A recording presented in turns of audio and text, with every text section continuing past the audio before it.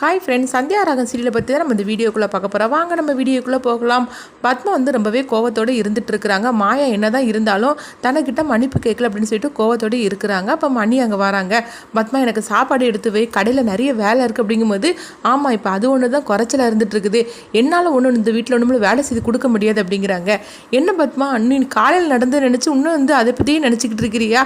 அது ஒரு சின்ன விஷயம், அதை போய் எதுக்கு இவ்வளோ பெருசாகிட்டு இருக்கிற அப்படிங்கும்போது, அப்போ பத்மா சொல்கிறாங்க, எதுங்க சின்ன விஷயம், அவ என்னை அவமானப்படுத்துகிற மாதிரிக்கு பேசியிருக்கிறா, அதை கேட்குறதுக்கு உங்களுக்கு துப்பு இல்லை? நீங்கள் என்னை பற்றி இந்த மாதிரிலாம் பேசிகிட்டு இருக்கிறீங்களா?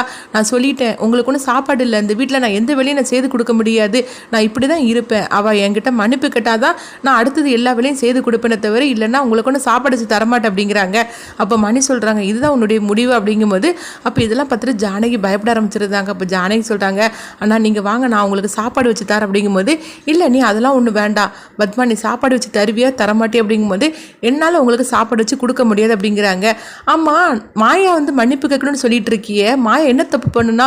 ஒரு தோசை தானே சுட்டு கேட்டா, மற்றபடி அவள் எந்த தப்பும் பண்ணலையே. நீ எங்கள் அம்மாவுக்கு எவ்வளோ கொடுமை செய்திருக்கிற, சொல்ல போனால் எங்கள் அம்மாவுக்கு உடம்பு சரியில்லைன்னு சொல்லிட்டு போன வாரம் என்கிட்ட சொன்னாங்க, நம்மளெல்லாம் வர சொன்னாங்களே, நீ போய் பார்த்தியா? அவங்கள எந்த அளவுக்கு நீ அவமரியாதை பண்ணிட்டு இருக்கிற? நீ என்னைக்காவது எங்கள் அம்மா கிட்ட போய் மன்னிப்பு கேட்டிருக்கிறே என்ன? சொல்ல போனால் அவங்களுக்கு ஒரு வாய் சாப்பாடு கூட நீ கொடுத்தது கிடையாது. அவங்கள விட்டுட்டு நான் இன்னைக்கு உன் கூட தானே இருந்துட்டு இருக்கிற, நீ அதை பற்றிலாம் நினச்சிருக்கே என்னைக்காது அப்படின்னு சொல்லும் போது, அப்போ சீனு சொல்கிறாங்க, ஏன்பா நீங்கள் இந்த மாதிரிக்கெல்லாம் பேசிகிட்டு இருக்கிற அப்படிங்கும்போது, இங்கே பாரு, இது எனக்கும் அவளுக்கு நடந்துக்கிட்டு இருக்குது, இதில் நீ அனாவசியமாக தலையிடாது அப்படிங்கிறாங்க. இப்படி பத்மாவுக்கும் மணிக்கும் வாக்குவாதம் நடந்துட்டு இருக்கும்போதே பார்த்தோம்னா, ஒரு கட்டத்தில் மணி பத்மா போட்டு அடிச்சிருந்தாங்க. இது யாருமே எதிர்பார்க்காம எல்லாருமே அதிர்ச்சி அடைகிறாங்க. அப்போ சீனு ஓடி வராங்க, என்னப்பா நீங்கள் இப்படி கை நீட்டினீங்க, என்னதான் இருந்தாலும் நீங்கள் பேசிட்டு இருக்கும்போது இப்படி அம்மாவை அடிச்சது எவ்வளோ பெரிய தப்பு தெரியுமா அப்படிங்கும்போது, இங்கே பாருடா, இதை பற்றிலாம் நீ பேசிட்டு இருக்காது, நீ உன் வேலையை பார்த்துட்டு போ அப்படிங்கிறாங்க. பத்மா, நீ எனக்கு சாப்பாடு வச்சு தந்தே ஆகணும், இல்லைன்னா நீ என்ன தான் பண்ணுறன்னு பார்க்கலாம் அப்படின்னு சொல்லிட்டு மணி அங்கே போய் உட்காரவும், அப்போ பத்மா சாப்பாடு வச்சு கொடுத்துருந்தாங்க. மணி சாப்பிட்டுட்டு அவங்க பாட்டுக்கு அவங்க கடைக்கு கிளம்பிடுதாங்க. ஆனால் பத்மாவோட முழு கோபமும் இப்போ மாயா பக்கம் ரொம்பவே அதிகமாக இருந்துட்டு இருக்குது. ரொம்பவே கோபத்தோடு இருந்துட்டு இருக்கிறாங்க. என்னதான் இருந்தாலும் தன்னுடைய புருஷன் இது வரைக்கும் கை நீட்டி அடிச்சது கிடையாது. ஆனால் இன்னைக்கு கை நீட்டி அடிச்சிருக்காருன்னா அதுக்கு அவதான காரணம். சொல்லப்போனால் இன்னும் தனக்கு மருமகளாக கூட ஆகலை, அதுக்கு முன்னாடியும் இந்த மாதிரிக்கெலாம் வேலையை செய்துட்டு அப்படின்னு ரொம்பவே பத்மா கோவத்தோடு இருந்துட்டு இருக்கிறாங்க. அப்போ அங்கே சீனு வராங்க. அம்மா, நீங்கள் அப்பா அடிச்சதை நினச்சி கவலைப்பட்டுட்டு இருக்காதீங்கம்மா, சாப்பிட வாங்கம்மா அப்படிங்கும்போது, இங்கே பாத்தியடா சீனு, இன்னைக்கு இருக்கும் உங்கள் அப்பா என்னை எதிர்த்து பேசியிருக்காரா, இல்லை என்னை கை நீட்டி அடிச்சிருக்காரா? ஆனால் இது எல்லாத்துக்கும் காரணம் இந்த மாயா தானே. அவர் அடிக்கும்போது கூட அவர் தடுக்காமல் அவர் பேசாமல் அமைதியானு இருந்துட்டு இருந்தா, அப்போ நம்மளுக்குள்ளே சண்டை வரட்டும்னு தானே அவள் இந்த மாதிரிலாம் செய்துட்டு இருக்கிறா அப்படிங்கும்போது, இல்லைம்மா அப்படிலாம் மாயா நினைக்க மாட்டா அப்படிங்கிறாங்க. ஆமாடா, அவள் தனக்கு ஒன்று மருமகளாக வரதுக்கு முன்னாடியே இப்படி குடும்பத்தை ரெண்டாக்கிட்டா, இன்னும் உன்னை கல்யாணம் பண்ணிக்கிட்டான்னு வச்சுக்கோங்க, என்னை விட்டுட்டு கண்டிப்பாக உன்னை பிரித்து எடுத்துகிட்டு போயிடுவாடா அப்படிங்கிறாங்க. என்னம்மா நீங்கள் இந்த மாதிரிலாம் பேசிகிட்டு இருக்கிறீங்க, அப்படிலாம் நடக்காதுமா அப்படிங்கும்போது, ஆமாம் நீ என்னதான் இருந்தாலும் இப்போ மாயாவோட மயக்கத்தில் இருந்துகிட்டு இருக்கிற, அதனால தான் நீ இந்த மாதிரிலாம் பேசிகிட்டு இருக்கிற. ஆனால் மாயா தனக்கு மருமகளாக வர்றதுக்கு முன்னாடிக்கு இந்த மாதிரிலாம் பிரச்சனை பண்ணிட்டு இருக்கால, தனக்கு மட்டும் மருமகளாக வந்துட்டானா அவ்வளோதான், நான் நம்மளும் உயிரோடே இருந்து பிரயோஜனமே கிடையாது அப்படின்னு பத்மா ரொம்பவே கோவத்தோடு அவங்க பேசிகிட்டு இருக்கிறாங்க. சீனு எவ்வளவோ சமாதானப்படுத்தினாலும் அவங்க சமாதானம் ஆகாத மாதிரி இருக்குது. அடுத்து பார்த்தோம்னா மாயாவை தான் காட்டுறாங்க. மாயா ரகுராம் இருக்கிற ரூமுக்கு போகிறாங்க. பெரியப்பா, நான் இன்னைக்கு தப்பு பண்ணிட்டேன்னா பெரியப்பா அப்படிங்கிறாங்க. ஏமா அப்படி கேட்குற அப்படிங்கும்போது, இல்லை நான் மன்னிப்பு கேட்காது, நீங்கள் என்ன சொல்கிறீங்க, நான் மன்னிப்பு கேட்டுக்கணும்னு சொல்லி நினைக்கிறீங்களா அப்படிங்கும்போது, இப்போ ரகுராம் சொல்கிறாங்க, இல்லைம்மா நான் அதை பற்றி நான் பேச விரும்பலை அப்படிங்கிறாங்க. ஏன் பெரியப்பா அப்படி சொல்லிட்டு இருக்கிறீங்க, சொல்லுங்கள், இந்த மன்னிப்புங்கிற வார்த்தை கேட்காதனால தான் இன்னைக்கு இவ்வளோ பிரச்சனை, அதை நான் கேட்டிருந்தா ஒருவேளை இந்த மாதிரிக்கு பிரச்சனை வந்திருக்காது அப்படின்னு சொல்லி கேட்கும்போது, இல்லைம்மா நான் அதை பற்றி நான் பேச விரும்பலை அப்படிங்கிறாங்க. இல்லை பெரியப்பா, நீங்கள் எந்த முடிவு எடுத்தாலும் சரியான முடிவு எடுப்பீங்க, அதனால் இதை பற்றி நீங்கள் சொல்லுங்கள் அப்படிங்கும்போது, நீ கண்டிப்பாக நான் சொல்ல போனால், நீ மனசு மன்னிப்பு கேட்டால் தான் அதுக்கு பேர் மன்னிப்பு, நீ மனசே இல்லாமல் நீ மன்னிப்பு கேட்கறதுல எந்தவித பிரயோஜனமும் கிடையாது. நீ தப்பு பண்ணியிருந்தேன்னு நினச்சேன்னா கண்டிப்பாக நீ மன்னிப்பு கேட்டிருப்ப, நீ தப்பு பண்ணாதனால தான் நீ அதை கேட்க விரும்பலை, அதனால் நீ கேட்காதனால நான் எந்த விதத்துலையும் நான் உன்னை தப்புன்னு சொல்ல மாட்டேன் அப்படிங்கிறாங்க. இப்படி சொன்னதுமே மாயா சந்தோஷப்பட்டுட்டு இருக்கிறாங்க. அடுத்து பார்த்தோம்னா மாயா அவங்க காலேஜுக்கு போகிறதுக்காக கிளம்புறாங்க. அப்போ அவங்க சீனுகிட்ட சொல்கிறாங்க, சீனு என்னை கொண்டு காலேஜில் விட்டுரு அப்படிங்கும்போது, சீனு மாயாமலை ரொம்பவே கோவத்தோடு அவங்க திட்டிகிட்டு இருக்கிறாங்க. நான் எதுக்காக உன்னை கொண்டு காலேஜில் விடணும், நீ தான் பெரிய மனுஷி ஆகிட்டியே, நீயே காலேஜுக்கு போயிட வேண்டியதுன்னு அப்படிங்கிறாங்க. இதெல்லாம் கதிர் நின்று பார்த்துட்டு இருக்கிறாங்க. அப்போ மாயா சொல்கிறாங்க, என்ன சீனு, நீ காலையில் நடந்தது எல்லாத்தையுமே நீ நினச்சி பார்த்துட்டு இருக்கிறியா? அதெல்லாம் ஒன்றுமே கிடையாது, வீட்டில்னு சொன்னாக்கி குடும்பம்னு சொன்னாக்கி பிரச்சனை வரதான் செய்யும், அதை பற்றிலாம் நீ நினச்சிக்கிட்டு நீ இந்த மாதிரிலாம் பேசிகிட்டு இருக்காது அப்படிங்கும்போது, என்ன நீ சொல்லிட்டு இருக்கிற, நீ இப்படிலாம் நடந்துப்பியா என்ன? ஒரு மன்னிப்புன்னு ஒரு வார்த்தை கேட்டிருந்தேன்னா இன்னைக்கு இவ்வளோ பெரிய பிரச்சனை வந்திருக்காதுல்ல. அப்பா இது வரைக்கும் அம்மாவை அடிச்சதே கிடையாது, ஆனால் இன்னைக்கு அடிச்சிருக்காருன்னா அதுக்கு நீ தானே காரணம்.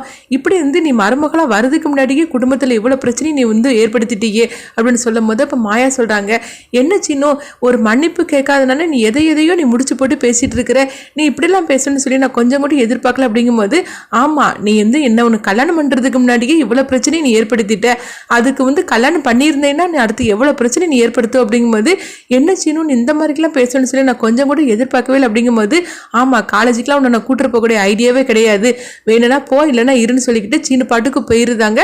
மாயா ரொம்பவே சோகத்தோடு இருந்துட்டு இருக்கும்போது இப்போ அங்கே கதிர் வராங்க. என்ன மாயா நீ சீனு பேசுறதா நினச்சி கவலைப்பட்டு இருக்காத, வா நான் உன்னை கொண்டு காலேஜில் விடுதுன்னு சொல்லிட்டு கதிர் மாயாவை காலேஜில் விடுறதுக்காக வராங்க. அங்கே கார்த்தி இருக்கிறாங்க. கார்த்தி பார்த்ததுமே கதிர் சொல்கிறாங்க, என்ன கார்த்தி நல்லா இருக்கிற அப்படின்னு சொல்லி கேட்கும்போது கார்த்தி கதிரை பார்த்ததுமே அதிர்ச்சி அடைகிறாங்க. அப்போ மாயா கேட்குறாங்க, என்ன கதிர் உனக்கு கார்த்தி சாரை தெரியுமா? அப்படிங்கும்போது ஏன் தெரியாது, நல்லாவே தெரியுமே. என்ன கார்த்தி நான் பேசிகிட்டே இருக்கிறேன், நீ எதுவுமே பேசாமல் அமைதியாக இருந்துட்டு இருக்கிற. அப்படிங்கும்போது அப்போ கார்த்தி ஃப்ளாஷ்பேக்காக ஒரு கதையை நினச்சி பார்க்குறாங்க. அவங்க ரெண்டு பேரும் ஒரு இதில் படிச்சுக்கிட்டு இருக்கிறாங்க. அப்போ கதிரும் அவங்க கார்த்தியும் ரெண்டு பேரும் ஆப்போசிட்டாக இருந்துட்டு இருக்கிறாங்க. இவங்க ரெண்டு பேருக்குள்ள மோதல்லாம் வந்துட்டு இருக்குது. இதனால கார்த்திக்கு கதிரை எனிமி மாதிரிக்கு இருந்துட்டு இருக்கிறாங்க. அவங்களுக்கு பிடிக்கவே செய்யாது. அது அவங்க நினச்சி பார்க்குறாங்க. அப்போ கதிர் கேட்குறாங்க, என்ன கார்த்தி நம்ம பழைய கதையெல்லாம் நினச்சி பார்த்துட்டு இருக்கிறியா அப்படின்னு சொல்லும் போது அப்போ கார்த்தி எதுவுமே பேசாமல் அமைதியாக இருந்துட்டு இருக்கிறாங்க. அப்போ மாயா கேட்குறாங்க, என்ன கதிர் உனக்கு இவரை தெரியுமா? அப்படிங்கும்போது ஏன் தெரியாது, நானும் இவரும் நல்ல ஒரு ஃப்ரெண்ட் ஆச்சு அப்படிங்கிறாங்க. என்னது நீங்கள் ரெண்டு பேரும் ஃப்ரெண்ட் அப்படின்னு சொல்லி கேட்கும்போது ஆமாம் நல்ல ஃப்ரெண்டு, நான் எதை நினைக்கிறேனோ அதுக்கு ஆப்போசிட்டாக தான் அவர் பண்ணுவார் அப்படிங்கிறாங்க.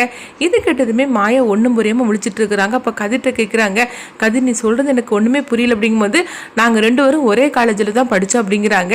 இப்படி கேட்டதுமே மாயா சொல்கிறாங்க, என்னது ரெண்டு பேரும் ஒன்று போல தான் படிச்சிங்களா, இதெல்லாம் எனக்கு அதிர்ச்சியாக இருக்குது. அப்படிங்கும்போது ஆமாம் இன்னும் எங்கள் ரெண்டு ஒரு கதையை கேட்டேன்னு வச்சுக்கே இன்னும் ரொம்ப அதிர்ச்சியாக இருக்கும். சரி இப்போ உனக்கு காலேஜுக்கு நேரம் ஆகுது, நீ கிளம்பு அப்படின்னு சொல்லும் போது மாயாவும் சரின்னு சொல்லிட்டு காலேஜுக்கு போயிருந்தாங்க. அடுத்து பார்த்தோம்னா கார்த்தி கதிரையே பார்த்துட்டு முறைச்சு பார்த்துட்டு போகிறாங்க. கதிர் சிரிச்சுக்கிட்டே அங்கேருந்து கிளம்பி வந்துருந்தாங்க. மாயா காலேஜ் முடிச்சதும் வீட்டுக்கு வந்ததுமே கதிர்கிட்ட கேட்குறாங்க, உனக்கு கார்த்தி எப்படி தெரியும்? அப்படிங்கும்போது ஏன் தெரியாது, நான் படிச்சுட்டு இருக்க காலத்தில் அவனுக்கும் எனக்கும் தான் சரியான போட்டி அப்படிங்கிறாங்க. என்ன சொல்கிறேன், உனக்கு ஒரு விஷயம் தெரியுமா? அப்படிங்கும்போது என்னன்னு சொல்லி கதிர் கேட்கவும் தனத்துக்கு கார்த்தி தான் கல்யாணம் பண்ணுறதுக்காக எல்லாம் பேசி முடிச்சு வச்சிருக்கு அப்படிங்கிறாங்க. இது கேட்டதுமே கதிர் அதிர்ச்சி அடைகிறாங்க. என்ன சொல்கிற, கார்த்தியா இந்த வீட்டுக்கு மாப்பிள்ளைய வர போகிறார் அப்படிங்கும்போது ஏன் என்னாச்சு, அவர் ரொம்பவே நல்லவர் தானே அப்படிங்கிறாங்க. ஆமாம் அவர் ரொம்பவே நல்லவர் தான் அப்படின்னு சொல்லிட்டு கதிர் ஒரு ஃப்ளாஷ்பேக்காக ஒரு கதையை நினைக்கிறாங்க.